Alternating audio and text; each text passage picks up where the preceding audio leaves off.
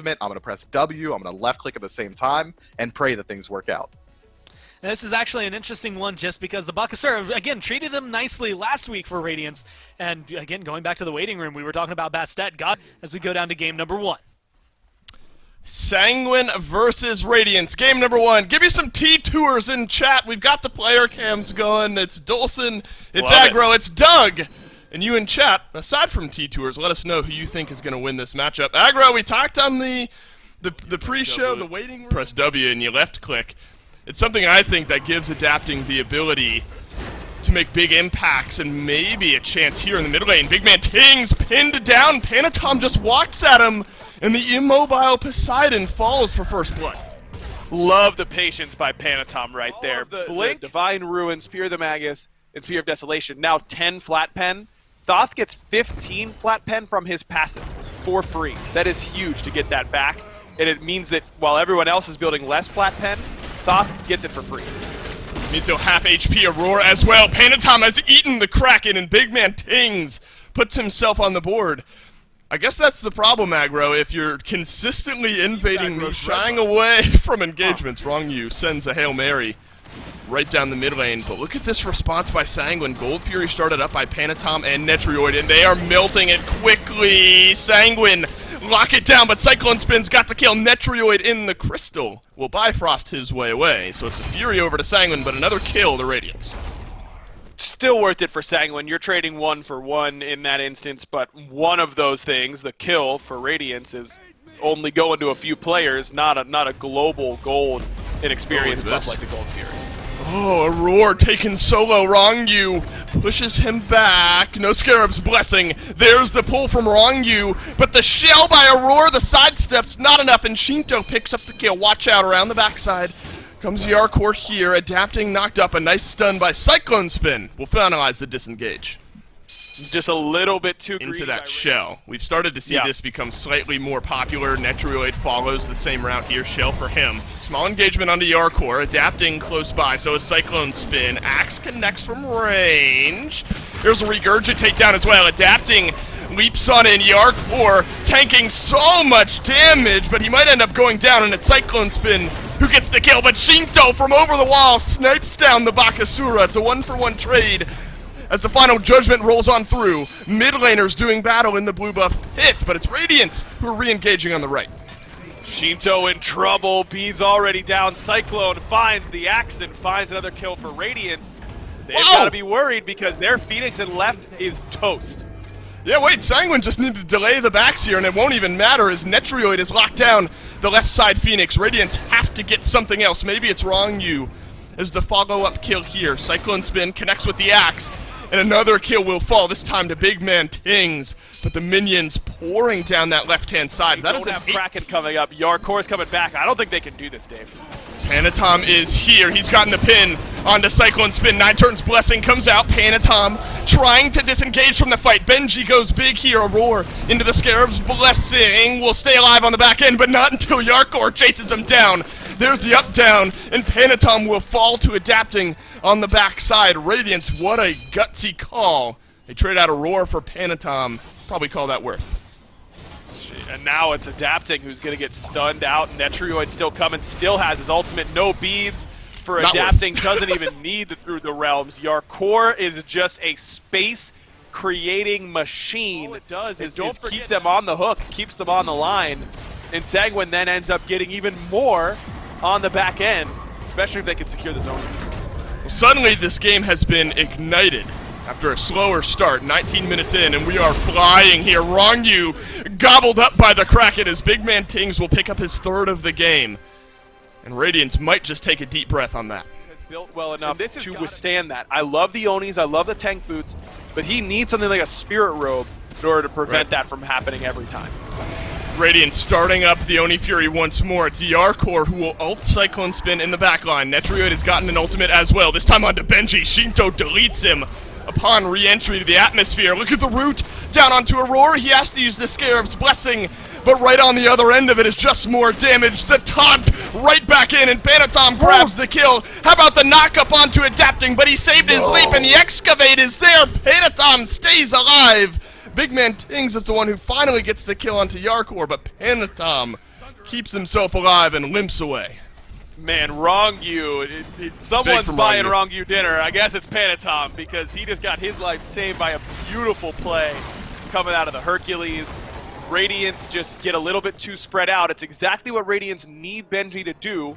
Get into the back line, but you see how much space there is between Benji and the nearest Radiance member, and that's why this Heimdall pick is so difficult for Radiance to deal with, because instead of messing around, running away, letting Benji ult, Netroid just sends him off, sends him on a trip, and then there's no way for Radiance to get past him. Hasn't gotten a lot of damage off, but to be fair to him, neither has Panatom.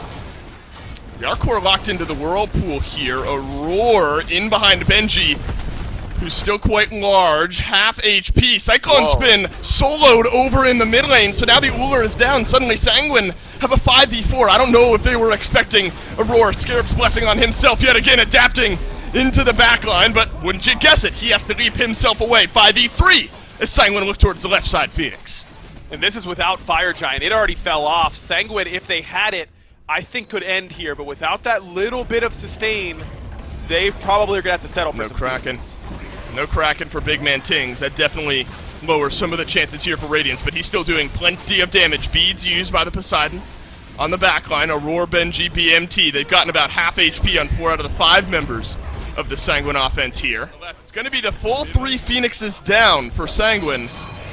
Radiance might have to look for an engage here. The Kraken with nothing. Big Man Tings instead has taken so much damage. Must have been Shinto from the back. Wrong You works his way in as Panatom shuts down the Poseidon. Sanguine, 5 members strong, can just walk their way into the Titan room at this point. It's going to be at its squishiest point. 5 members still with the FG buff, but they will slow play it until the minions are here.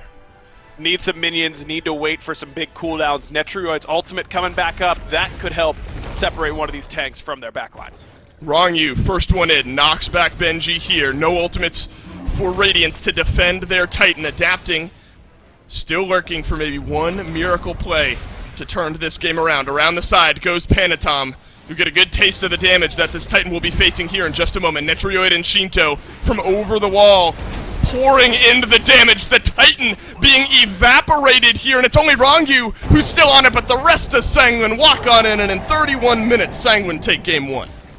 Sanguine made that one look... Especially if this Cthulhu ends up a little bit ahead of Benji, if Yarkor gets out to a lead, suddenly this is a big problem. I know I was initially feeling this Radiance draft, but this Morgan pick from Shinto, I think, turns the whole thing on its head. It does, man. It really clinches, and he's got a good matchup, not just into Cyclone Spin, but also into Mercury. If Mercury's lurking in your backline, well... And I think, Aggro, that Radiance in picks and bans have at least given themselves a better chance from game number 1. I like the pivots they've made. I'm echoing a lot of what Finch said. I think starting with adapting is probably a good spot here. We know what Bakasura can do as far as pure damage. Let it just be a little bit of an extra bonus stat. Actually put it to use. And this time, it's just going to close the gap onto Panatom, who eats the searing pain from Big Man Tings from range. Down comes Benji, and looking like first blood over to Radiance. This one brought to you by adapting. As Aurora will eat the Scarab's Blessing, or use the Scarab's Blessing, excuse me, onto adapting. But Yarkor's got the range too.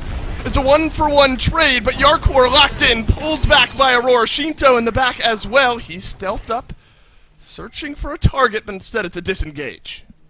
Really difficult. Shinto and Big Man Tings have both gone. Do more for that first item. Obviously works well with Ra, but normally the way we see Shinto and the Morgan go here, it's a stun down onto Cyclone Spin. They're just going to wait this one out. The Scarab's Blessing will time out, and in goes the damage, and Netroid grabs another. Cyclone Spin a bit caught out there, looking for the purple buff, but instead Shinto just roams his Sonic Boom charged up. Panatom, the likely target, a small angle. We're playing geometry here for adapting to weave that one through. Instead, Yarkor wants to get things started. We'll go big on this Cthulhu here. That's a snipe on to Wrong You, though, and Big Man Tings has picked up yet another kill here. 201 on the Raw, and Yarkor pops the ult. Gets not much for it as down goes Wrong You for the first time this game. Feels like Sanguine just get a little bit baited by this Cthulhu ultimate. Not Yarkor himself this time. Exact same thing. A Kepri pluck directly into raw damage. Adapting now Sonic Boom onto Yarkor, and That's an abduct right on back. The dash through maybe enough to keep Yarkor alive, but not much longer. Adapting on the board. As the solo lane is the target of the aggression this time. Rotation over from Sanguine though. Benji will be here still. Tier 1 tower is going to end up falling down. 3 members in behind Benji, but the Sun Wukong will walk away. Love that play from on a leash since minute 1. And a more tangible gold lead, I think, than what Sanguine had in game 1. While Sanguine were controlling the pace, Radiance now have the gold to back it up. Wrongyu has to dash away. A roar with the abduct. Snipe no good from big man Tings. Yarkor rotates over from solo lane. Sanguine have maybe now found a fight that works for him. A double knockup onto Benji, onto adapting Panatom. Will grab himself a kill here. All alone in the backline is a roar, and Netrioid will snag another. That's when that Radiance started off, but Sanguine are the ones who finish it.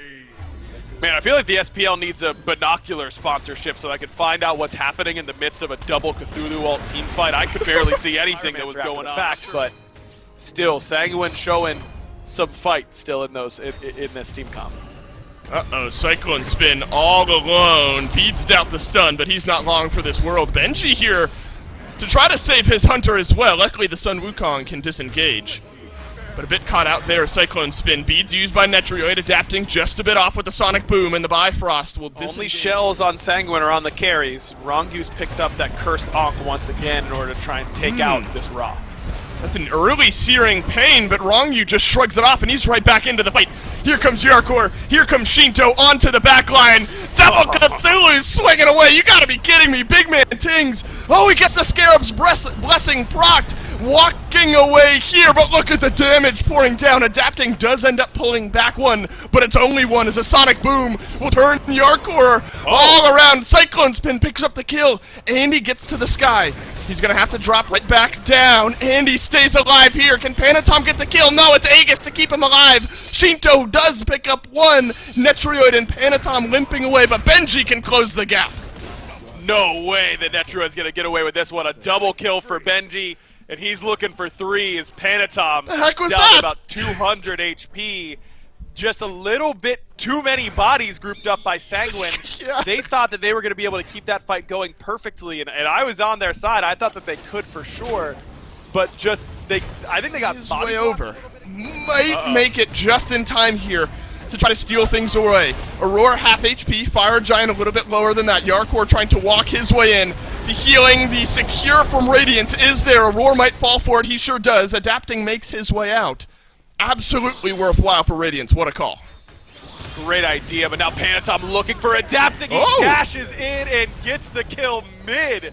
Sonic Boom, what a play by Panatom in order to grab that one and at least take another Fire Giant buff away from Radiance. Well, now finally, the Fury never ended up getting taken before. It's only Fury being looked at. Big man Tings needs to be careful here. Misses his one. That might have killed off Panatom, but the sustain keeps him in it. Yarkor double stun there. Thank you, Mantle of Discord. Big man Tings turns around the damage, and Yarkor should be pretty easy for them to transition over and grab the right tier 2 with that wave so close.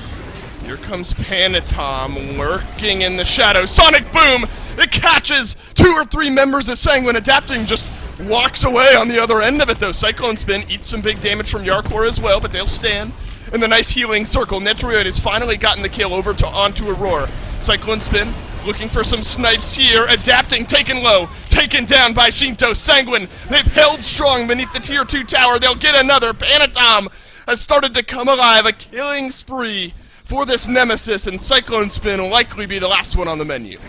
I don't know if Radiance can withstand. Whoa, that's a huge kill for Cyclone to get onto Yarkor, because Yarkor had TP.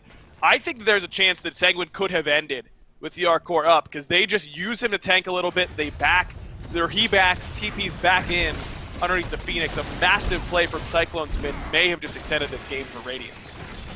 That was a brilliant engage from Adapting, but he just kind of had to walk away after that. It is Benji still trying to defend the mid lane Phoenix as best as he can. Aurora back in the fight as well. Benji has almost completely killed off Shinto and will get the kill on the back end. Now the Sun Wukong can rejoin the fray, and Panatom is standing right in front of him. He's got the stun, but Panatom has got the dash.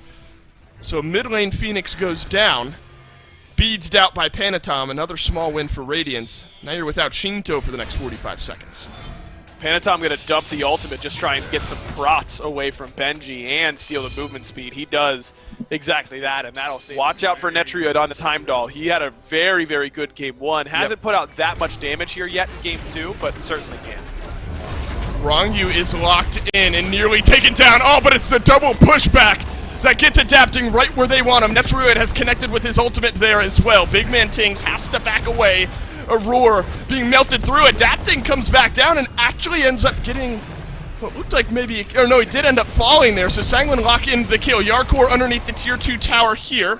Netriod low, and Benji maybe keeps Radiance in the game, but the Sun Wukong has to disengage. Panatom's having none of it. Oh, and he might end up going down as well. One more auto. Big Man Tings hits it on the fadeaway. Benji walks away as well. A 3-for-2 trade, and Radiance is still in it.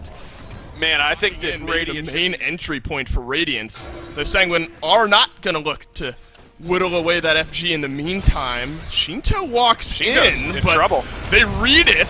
He has to transform into the Cthulhu. He'll stay alive, but adapting. He's used the Sonic Boom to re-engage it on the fight, and the real Cthulhu will lock down the kill onto the Mercury. Into the backline goes Yarkor. These tight-knit corridors, not where you want to be fighting a Cthulhu. Radiance lose 1, and somehow Shinto gets out.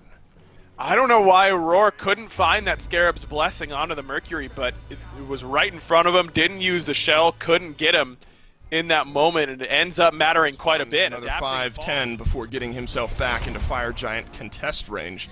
Netriod and Rongyu just sort of getting it done on their own. Shinto working back in. He's found the stun onto Big Man Tings. The Polynomicon damage just too much. He sustained himself in the Scarab's Blessing, so it'll time out, and now Panatom drops the ultimate. Big Man Tings, though, stays alive. Benji does as well. Up to the Somersault Cloud he goes. A bit of a split fight here now from Sanguine. Panatom double dashes away. Oh, big split damage there from Radiance. The Sonic Boom right back in from adapting. Down goes Netriod. Rongyu on the disengage as well. Shinto suffers a similar fate. Here come the snipes. Panatom is able to get one, but they have to disengage immediately because Radiance are on the chase. So close for Shinto on that backline dive. Cyclone lives on about 100 plus HP, and then once you know that Morrigan 2-1 is down, she's toast. She's just dead. No transform for Shinto at the time.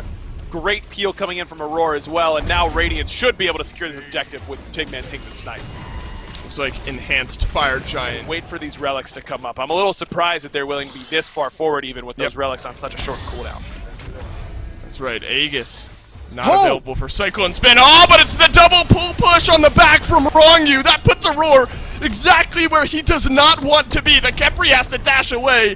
Not all that great at escaping. Rongyu is going to spend the blink to lock him in. What a play from the Sanguine support, and suddenly this defense is all but secured. Yeah, no, that's one way to make sure that the defense goes your way. That is easy for Rongyu. The most important minion is the enhanced Fire Giant. So Sanguine lurking close by. Remember, a lot of the setup has been Panatom following up on Shinto and then Yarkor just spreading out the rest of the fight. So that's something Radiance rather are going to have to look out for. Now adapting with the Bloodforged, he's going to need to be getting some confirmed kills on the backline, stack up some of that shielding for himself.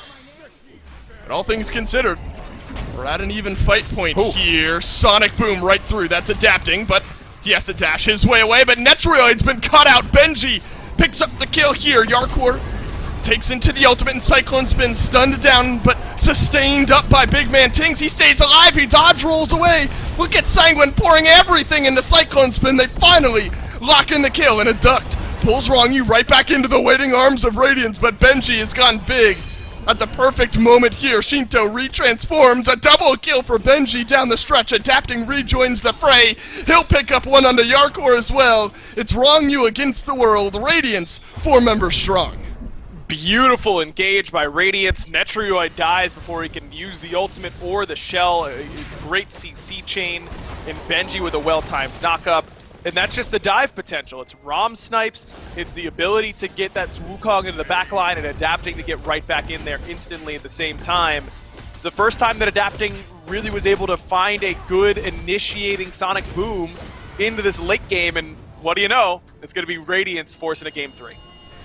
That's right, Rongyu is the last line of defense here, but Radiance do not care. They will walk their way into the Titan room. Now, Druid is back on respawn, but there's enough damage to work their way through this Titan. Radiance looking to do the last bit of damage, and they've got it done, not without a little eyebrow raising there towards the end, but despite being behind in the kills Susano department. running it down is going to be left up to Yep. Thoth and Jingwei alone back there, and the two of them have good damage output, but no tools to really confirmably peel off or even shut down the Sun Wukong in the back line. You can deal a little bit of damage. Somersault Cloud all of a sudden, now he's invisible in the sky, up back to full health, and then he can burn out and rejoin his team fight in his own back line. I think they're going to definitely struggle against this Sun Wukong once we get to that 5-on-5 engagement phase.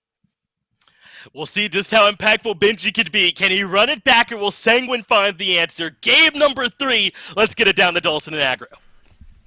And now it is time for either Radiance to slow their slide down, right the ship, or Sanguine continuing to impress us after a slower start or slow mid sort of phase period there for the Sanguine squad. And Aggro, now both teams, they've experimented Getting with... all in very effectively, since a lot of times Hercules players want to go a little bit more aggressive with their build path anyways. I think that Rongyu is doing enough right now to warrant this pick. Ooh, the push-pull, and then the abduct actually slows down Aurora just a little bit. The knock-up is there, but the escape from Aurora is as well. So he will walk away, and it is Cyclone Spin. Oh, look at this, the blink in from Rongyu! Oh, Cyclone Spin turns it around! Rongyu thought he had one. Panatom does have one. Benji goes down to a gank over in the solo lane. I guess you like the thought. Jungle conversations. Talked a lot about adapting. I do like the pivot. Yeah, Cyclone Spin looking for the ultimate here. Connects on to Yarkor. But Panatom is in as well. There's the up-down from Benji. The King Arthur out of the fight. Oh, Panatom is turned around to the damage. Down goes adapting. That's a fight that Radiance were looking to take back and they can strip away some more of the jungle. Nice little snipe from Tings. Actually got another Harpy away from Sanguine on their attempted invade. But Benji in trouble. Has the ultimate. Doesn't get it off. Tier 1 tower down. And this is why, Dave, why is anyone worried about it? This is obviously why you banned Cthulhu. I don't know. Sanguine strip away the Fury. That's been a trend. Shinzo has to use beads in mid. Good ultimate from adapting with the final judgment. Claps Tings for 1K. Oh, the Aegis keeps him alive for a little bit longer, but not much is wrong. You will pick up the kill. Yarkor in as well. Benji lurking, waiting, deciding where to drop on in. Panatom catches out the back from adapting. A near back-breaking fight here for Radiance as Sanguine pick up 3 and the Fury. It's just been a trend now for Radiance. I mean, we were kind of laughing about it last game. You know, Tings is snipe, a little bit late, but doesn't matter. They secure it. When it matters that you don't secure it, it matters a lot. That snipe really late from him. Fury stolen away, and then Radiance. Let's say they get that gold Fury. Do we think they still make the same play in mid, or do we think they were forcing that because we lost the Fury? I don't know. The Radiance looks for that play in mid and subsequently gets basically decided, loses Fire Giant, and is now down 5K in the blink of an eye. That's a massive turning point here from Sanguine. That was the recent threat. struggles. I was surprised when you told me it was that many game 3s that they've been in, but just getting something there going for them it has been good, but their record in game 3s obviously not. That's an engagement onto Aurora. Panatom will send the Typhoon on through and lock in the kill onto Cyclone Spin. Aurora has used the Scarab's Blessing on himself, so the Kepri will stay alive. The knock back in. Big man Tings looking a little nervous here. The Excavate is going to do most of his HP, but enough sustain will keep him alive. Not that he was under the real threat of dying after all the cooldowns had been used by Sanguine anyway, but another kill onto Cyclone Spin, 1 and 2. It's been a tough game for the Neath. Tough game for everyone on Radiance, to be fair. And now you're looking at a 20-minute left side Phoenix. 5 members of Sanguine all have the FG buff here. Aurora does not have a Scarab's Blessing. He does not have his life. Yarkor still spinning his way into the backline, and Sanguine peel away the Phoenix. Yarkor is just doing a comeback, and then for Radiance fans, hopefully complete it, unlike that game. It's going to be difficult when Yarkor is able to just do this. Oh no, Panatom is here as well. Big man Tings will Aegis out a good bit of damage, but not nearly enough. That's an afterthought here. And at this point, there is an Oni Fury available, but the call from Sanguine is the lone factor, at least if you're looking around the room at the rest of your teammates. But here comes a collapse from Sanguine. They are not super worried about the FG. They want the fight. Aurora has to use the Scarab's Blessing on himself. The revive will be there shortly, adapting into the backline. Sonic Boom already used by him. Yarkor gets the kill onto Aurora, adapting, rooted down here, split up fight, Sanguine find 2. You know what I just realized, Dave? Tell that me. one kill that Cyclone has is when Rongyu blinked in the tower at level 2. That's been the only kill for Radiance. That was first blood, and Radiance, really their tower did 80% of the work for them in that moment. Otherwise, it's been all Sanguine in this game. Maybe they could punish Yarkor for this positioning. Maybe. Yeah, I mean, 3 members at level 20, but Yarkor can walk his way away. Benji may be the only one that has the ability to collapse in on this King Arthur. Still does plenty of damage, but Yarkor starting to turn things around. Benji down to half HP. Yarkor dashes to the side. It's a somersault cloud up from Benji. But in the meantime, the right side Phoenix has fallen. I mean, Yarkor's just wasting Benji's time at this point and staying alive and nearly turning around this fight for some kills. The Titan being looked at by the minions here at this point. Benji, now the one who needs to be a little bit more worried. In goes Panatom, down goes Benji, and Sanguine find another. And again, it's only 1 kill standing for Radiance. Low health bars here for Sanguine and no sustain for them in their God kits, but this is where that Fire Giant buff comes up pretty big. Yarkor the Gaia as well has plenty of sustain just from HP5. Shinto, just the threat of the Final Judgment flying through is enough. It's 3 members of Radiance up against all 5 of Sanguine. All have the FG buff. The left side Phoenix is just a formality now at this point. 15 seconds on Aurora, 25 on Benji. This is a winning fight for Sanguine should they choose to take it. They will walk in. And they're just going to look at the Titan here at this point. Sonic Boom catches 2 from adapting here, but the Titan has taken too much damage. Turn off the lights. This one's over. Sanguine get the win in Game 3. 14-1. Rongyu's into the tower, level 2. The only